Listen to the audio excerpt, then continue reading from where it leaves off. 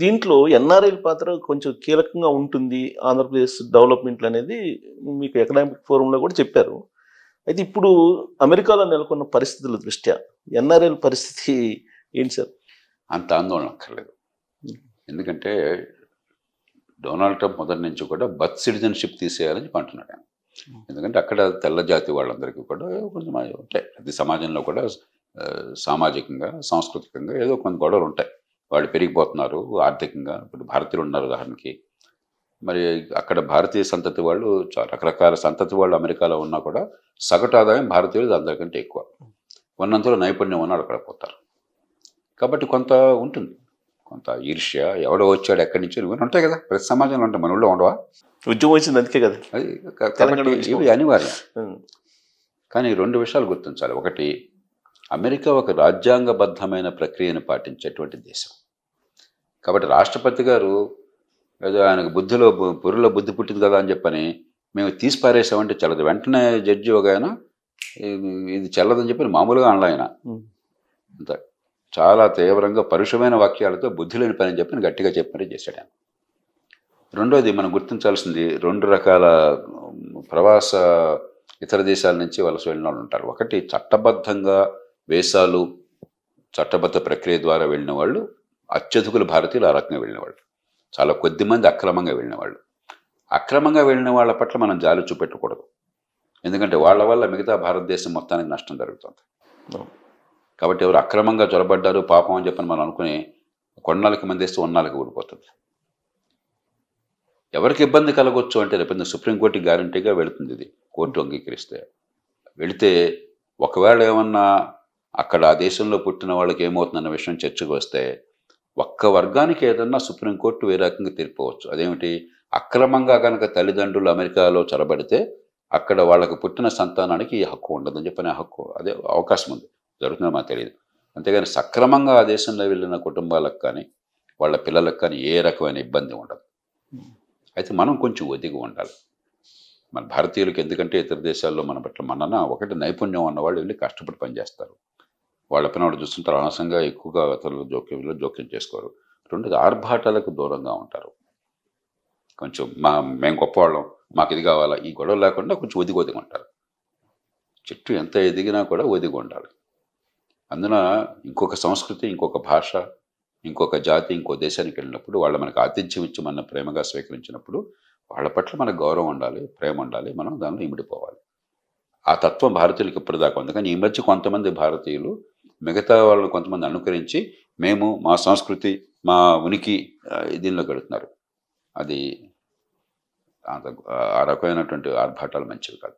ఒదిగి ఉంటే మీ నైపుణ్యము, మీ ప్రతిభ, మీరు ప్రజలకు అందించే సేవ మీకు గుర్తింపు తేవాలి. కానీ మేమంతా మా మతం వేరు, మా కులం వేరు, మా భాష వేరు, మా ప్రాంతం వేరు, ఈ పిచ్చంతా తీసుకొచ్చి అక్కడ కొంచెం ఆర్భాటాలు చేస్తే కాలక్రమేణా అక్కడ మన మీద అసూయ, కొంత అసహనం రెండు వస్తాయి. సో ప్రస్తుతం ఇది జన్మతః పౌరసత్వం రద్దు అని చెప్పి ఎగ్జిక్యూటివ్ ఆర్డర్ ఇచ్చారనుకోండి, అది చల్లదు. అందున సక్రమంగా వెళ్ళిన వాళ్ళ విషయంలో ఏ పరిస్థితుల్లో చల్లదు. ఆ భయానికి ఆస్కారం లేదు. దాని కంటిన్యూషన్ ఏంటంటే సార్, H1B వీసాలు కూడా రాబోయే రోజుల్లో అంత ఈజీగా రావు అనేది ఒక అభిప్రాయం. దీనిలో రెండు విషయాలు చూడాలి. ఒకటి, H1Bల విషయంలో ఏ దేశానికి 7% కంటే పెరగకూడదు అని చెప్పని ఒక నిబంధన పెట్టుకున్నారు. అది పెద్దగా లోతుగా ఆలోచించిన నిబంధన కాదు. భారతదేశానికి ప్రపంచంలో 18% జనాభా ఉంటే బహుశా నైపుణ్యంతో ఆ దేశంలో పనిచేయడానికి సిద్ధపడి అప్లికేషన్ పెట్టేవాళ్ళు మనకి మొత్తం అప్లికేషన్లో 30-35% అలా ఉండొచ్చు. నా దగ్గర అంకెలు లేవు, నేను అందాజుగా చెప్తున్నాను. ఉంటే మనకేనే ఒక చిన్న టింబక్టు లాంటి దేశానికి సమానంగా చూసి వాళ్ళకి 7% మనకి 7% అని చెప్పంటే పరిమితి అర్థం లేదు కదా. ఒకటి, అది మారటం. రెండోది, H1B వీసాలను పెంచటమా వద్దా? ఈ మొదటిది బహుశా జరుగుతుంది. ఎందుకంటే ఈ నైపుణ్యం ఉన్న వాళ్ళు కావాలి కాబట్టి మన దేశ జనాభా మన నుంచి వచ్చే అప్లికేషన్ల కారణంగా మన ఈ 7% క్యాప్ తీసే అవకాశం ఉంది. H1B వీసాల విషయంలో ట్రంప్ వర్గంలోనే రెండు రకాలుగా చీలిపోయి ఉన్నారు. ఒక రకమేమో ఈ బాగా ద్వేషంతో రగిలిపోతున్నటువంటి, అసలు ఇతర దేశాల వాళ్ళు వేరే ఒంటరివాడు వాడెవడో, వాళ్ళు మాకు రావడం వాడెవడో అని చెప్పిన భావంతో ఉన్నటువంటి వర్గం ఒక పక్కన ఉంది, మాగా వర్గం. మరో పక్కన టెక్నాలజీ, ఆర్థిక ప్రగతి, ప్రతిభావంతులను ఆకర్షించాలి అనే వర్గం మరో పక్కన ఉంది. డొనాల్డ్ ట్రంపే ఎన్నికల్లో పోటీ చేస్తున్నప్పుడు కానీ ఇనాగరల్ అడ్రస్లో కానీ ఒక మాట మళ్ళీ మళ్ళీ చెప్పాడు. ఏమిటన్నాడు ఆయన? ప్రతిభావంతుల్ని మనం ఉపయోగించుకోవాలి. ఏ దేశం నుంచి వచ్చినా కూడా మన దేశంలో మంచి యూనివర్సిటీల్లో డిగ్రీలు పొందిన వాళ్ళు, ప్రతిభ ఉన్న వాళ్ళని మనం పోగొట్టుకోకూడదు. అలాగే ఇనాగరల్ అడ్రస్లో ఆయన ఏమన్నాడు? ఆయన ప్రమాణ స్వీకారం అప్పుడు ఇచ్చిన ప్రసంగంలో, కలర్ బ్లైండ్, ఏ ఒంటి రంగు నాకు అవసరం లేదు, ప్రతిభ, మెరిట్, అదొక్కటే నాకు కావాలి, అది ఉన్న వాళ్ళని మనం పెంచాలి అని చెప్పన్నాడు. కాబట్టి అదే ఆయన మనసులో ఉన్న ఆలోచన.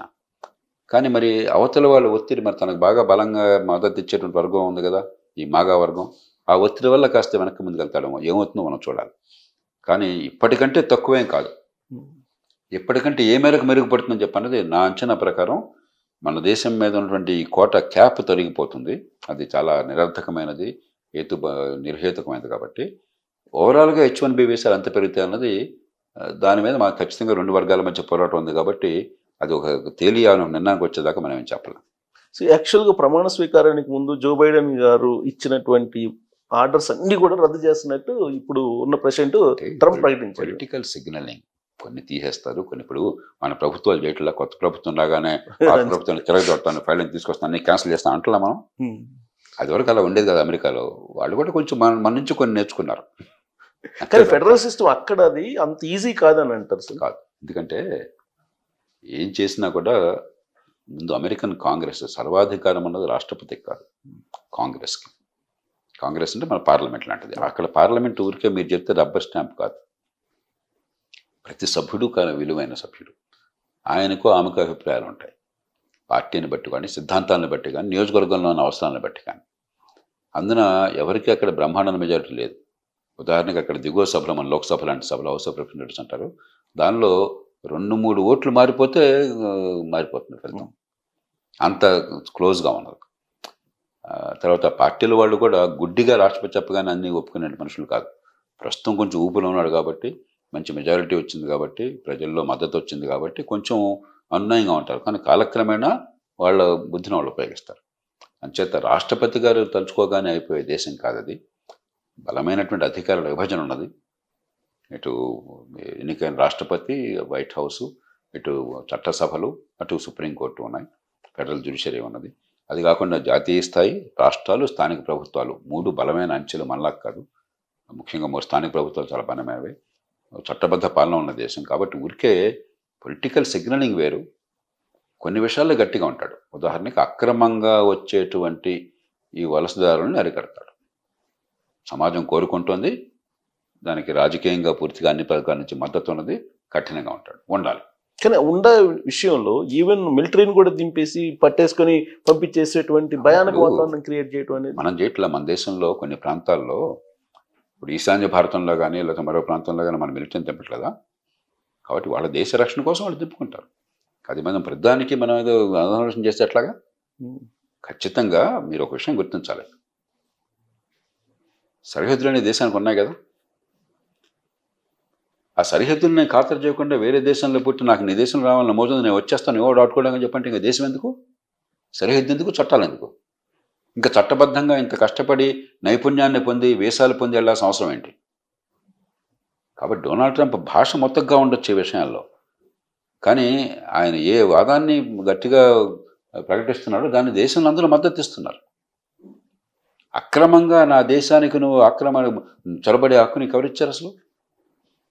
అది హక్కు ఎట్లా అవుతుంది?